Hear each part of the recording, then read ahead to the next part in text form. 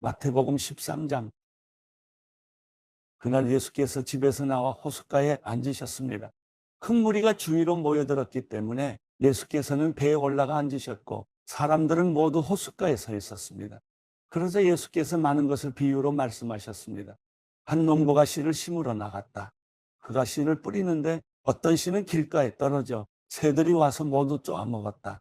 또 어떤 씨는 흙이 많지 않은 돌밭에 떨어져 흙이 얕아 싹이 곧 나왔으나 해가 뜨자 그 싹을 시들어 버리고 뿌리가 없어서 말라버렸다. 또 다른 씨는 가시덤불에 떨어졌는데 가시덤불이 자라 무성해져 싹이 나는 것을 막아버렸다. 그러나 어떤 씨는 좋은 땅에 떨어져 100배, 60배, 30배 열매에 맺었다. 귀 있는 사람은 들으라. 제자들이 예수께 와서 물었습니다.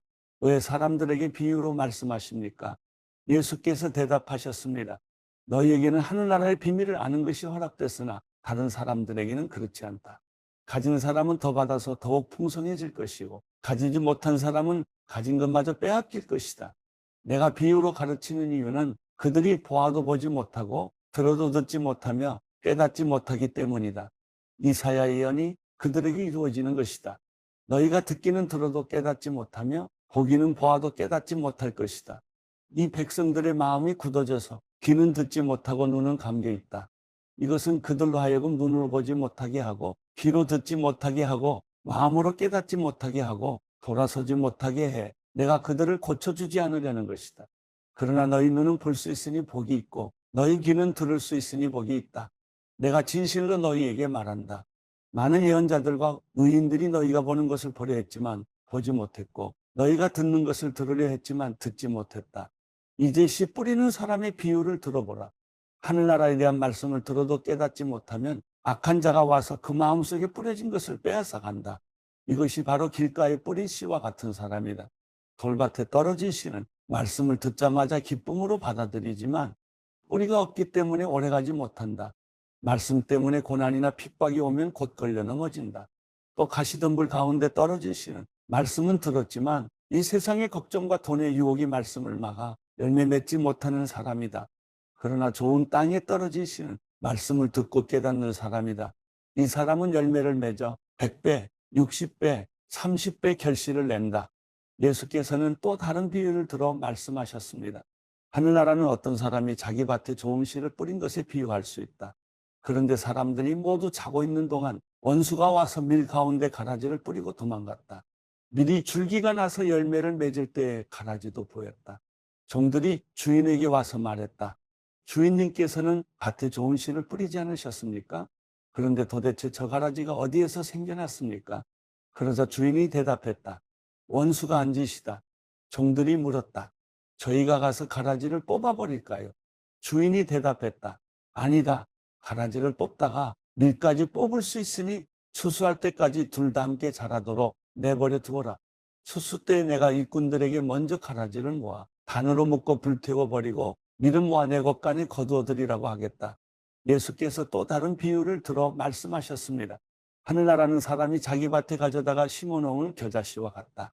겨자씨는 모든 씨앗들 가운데 가장 작은 씨앗이지만 자라면 모든 풀보다 더 커져서 나무가 된다. 그래서 공중에 나는 새들이 와서 그 가지에 깃들게 된다. 예수께서 또 다른 비유를 들어 말씀하셨습니다. 하늘나라는 여인이 가져다가 밀가루 새 사탄에 섞어 온통 부풀게 하는 그릇과 같다. 예수께서는 사람들에게 이 모든 것을 비유로 말씀하셨습니다. 비유가 아니면 아무 말씀도 하지 않으셨습니다. 이는 예언자를 통해 하신 말씀을 이루시려는 것이었습니다. 내가 입을 열어 비유로 말할 것이다. 세상이 창조된 이래로 감추어진 것들을 말할 것이다. 그러고 나서 예수께서는 무리를 떠나 집으로 들어가셨습니다. 제자들이 예수께 와서 말했습니다. 밭에 난 가라지 비유를 설명해 주십시오. 예수께서 대답하셨습니다. 좋은 씨를 뿌린 사람은 인자다. 밭은 세상이고 좋은 씨는 하늘나라의 자녀들을 뜻한다.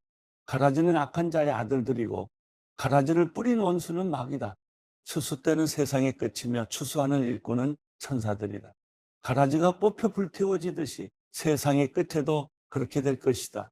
인자가 자기 천사들을 보내면 천사들은 죄를 짓게 하는 모든 것들과 악을 행하는 모든 사람들을 그 나라에서 가려내 활활 타오르는 불아궁이에 던져 넣을 것이다. 거기서 그들은 슬피 울며 이래 갈 것이다. 그때 의인들은 자기 아버지의 나라에서 해같이 빛날 것이다. 귀 있는 사람은 들으라. 하늘나라는 밭에 숨겨진 보물과 같다. 어떤 사람이 그것을 발견하고는 감추어 두고 기뻐하며 돌아가 모든 재산을 팔아서 그 밭을 산다. 또 하늘나라는 좋은 진주를 찾아다니는 상인과 같다. 그는 값진 진주를 발견하고 돌아가 모든 재산을 팔아서 그것을 산다. 또한 하늘나라는 바다에 던져 온갖 물고기를 잡는 그물과 같다. 그물이 가득 차면 어부들은 그물을 물가로 끌어내고는 앉아서 좋은 고기는 바구니에 담고 나쁜 고기는 버린다. 세상의 끝도 그렇게 될 것이다. 천사들이 와서 의인 중에서 악인을 가려내 활활 타오르는 불 아궁이에 던져 넣을 것이다. 거기서 그들은 슬피 울며 이를 갈 것이다. 예수께서 물으셨습니다. 너희가 이 모든 것을 깨달았느냐? 제자들이 예하고 대답했습니다. 예수께서 그들에게 말씀하셨습니다. 그러므로 하늘나라의 제자가 된 모든 율법학자는 새 것과 오래된 것을 자기 창고에서 꺼내주는 집주인과 같다. 예수께서 이런 비유들을 끝마친 후에 그곳을 떠나셔서 고향으로 돌아가 유대 사람의 회당에서 사람들을 가르치기 시작하셨습니다. 사람들이 놀라 물었습니다. 이 사람이 어디서 이런 지혜와 기적을 행하는 능력을 얻었는가? 이 사람은 한난 목수의 아들이 아닌가? 어머니는 마리아이고 동생들은 야고보와 요셉과 시몬과 유다가 아닌가? 그 누이들도 모두 우리와 함께 있지 않는가? 그런데 이 사람은 도대체 이 모든 것들을 어디서 얻었는가? 그러면서 사람들은 예수를 배척했습니다. 그러자 예수께서 그들에게 말씀하셨습니다. 예언자는 자기 고향과 자기 집에서는 배척당하는 법이다. 예수께서는 그곳에서 기적을 많이 베풀지 않으셨습니다. 사람들이 믿지 않았기 때문입니다. 마태복음 14장. 그때 분봉왕 헤롯이 예수의 소문을 듣고 신하들에게 말했습니다. 이 사람은 세례자 요한이다. 그가 죽은 사람들 가운데서 살아났으므로 이런 기적을 일으키는 능력이 그에게 나타나는 것이다.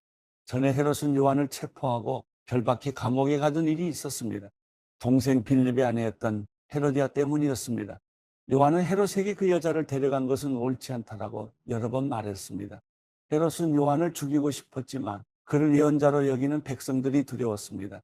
때마침 헤롯의 생일에 헤로디아의 딸이 사람들 앞에서 춤을 추어 헤롯을 즐겁게 해주었습니다. 헤롯은 그 소녀에게 맹세하면서 요청하는 것은 무엇이든 주겠다고 약속했습니다.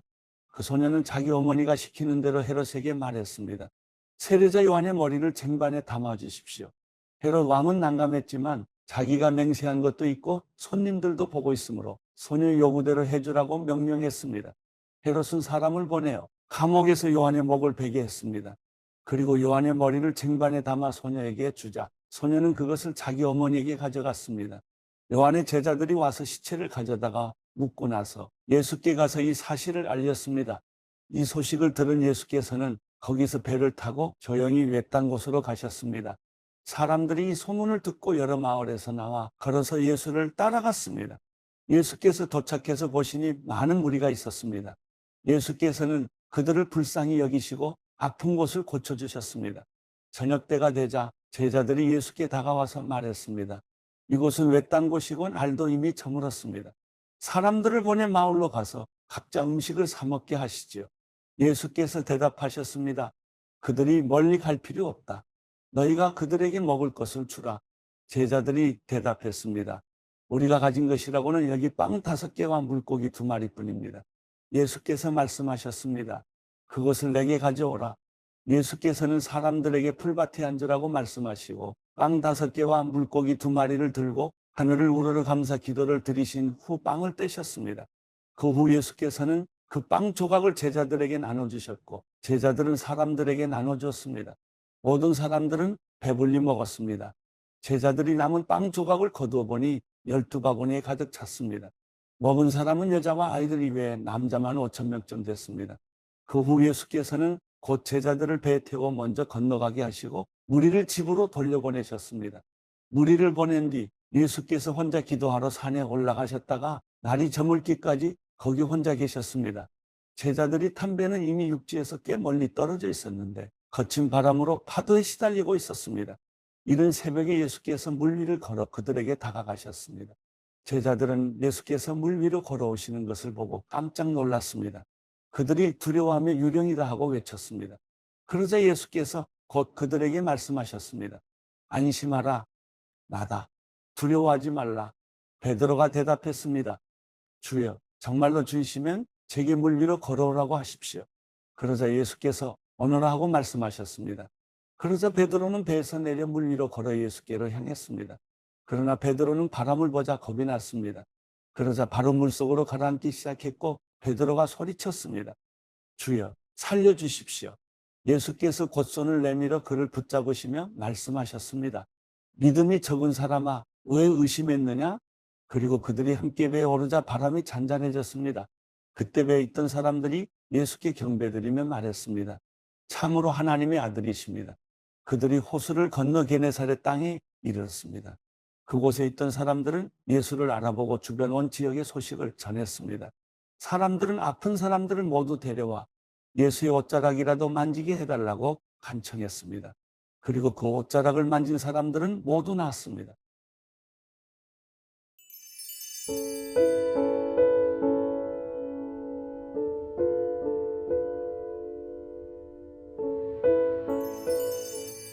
시편 121편. 내가 산을 향해 눈을 든다. 내 도움이 어디서 오겠는가?